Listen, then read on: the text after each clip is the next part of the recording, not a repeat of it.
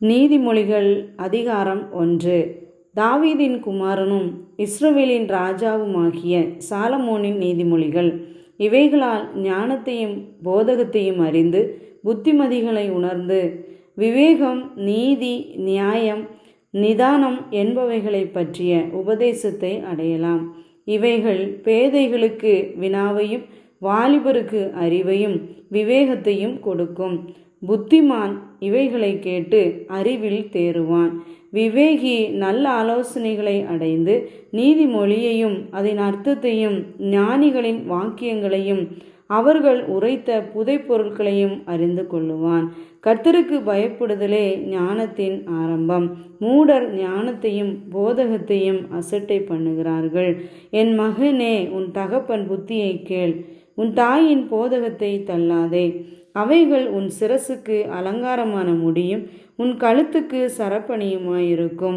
என் மகனே, பாவிகள் உனக்கு நயங்காட்டினாலும் நீ சம்மதியாதே.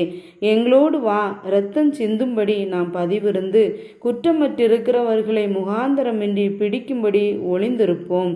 பாதாளம் விழுங்குவது போல் நாம் அவர்களை உயிரோடே விழுங்குவோம்.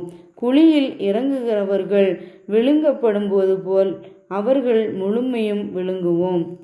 விலையுயர்ந்த சகலவித பொருட்களையும் கண்டடைவோம். கொள்ளை பொருளினால் நம்முடைய வீடுகளை நிரப்புவோம். எங்களோட பங்காளியாயிரு, நாம் எல்லாருக்கும் ஒரே பை இருக்கும் என்று அவர்கள் சொல்வார்களாகில், என் மகனே, நீ அவர்களோட வழி நடவாமல் உன் காலை அவர்கள் பாதைக்கு விலக்குவாயாக. அவர்கள் கால்கள் தீங்கு செய்ய ஓடி இரத்தம் சிந்த தீவிரிக்கிறது. எவ்வகையான பட்சி ஆனாலும் சரி, அதன் கண்களுக்கு முன்பாக வலையை விரிப்பது விருதா.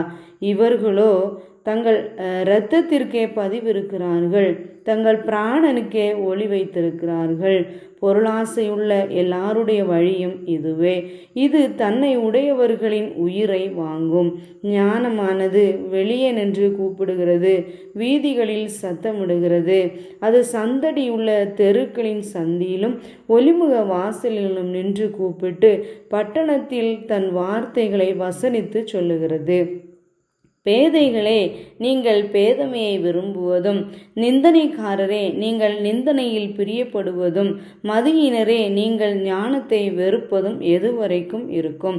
என் கடிந்து கொள்ளுதலுக்கு திரும்புங்கள். இதோ என் ஆவி உங்களுக்கு அருளுவேன், என் வார்த்தைகளை உங்களுக்கு தெரிவிப்பேன். நான் கூப்பிட்டும் நீங்கள் கேட்க மாட்டோம் என்கிறீர்கள். நான் என் கையை நீட்டியும் கவனிக்கிறவன் ஒருவனும் இல்லை. என் ஆலோசனைகளை எல்லாம் நீங்கள் தள்ளி என் கடிந்து கொள்ளுதலை வெறுத்தீர்கள். ஆகையால் நானும் உங்கள் ஆபத்து காலத்தில் நகைத்து நீங்கள் பயப்படும் காரியம் வரும்போது ஆகடியம் பண்ணுவேன்.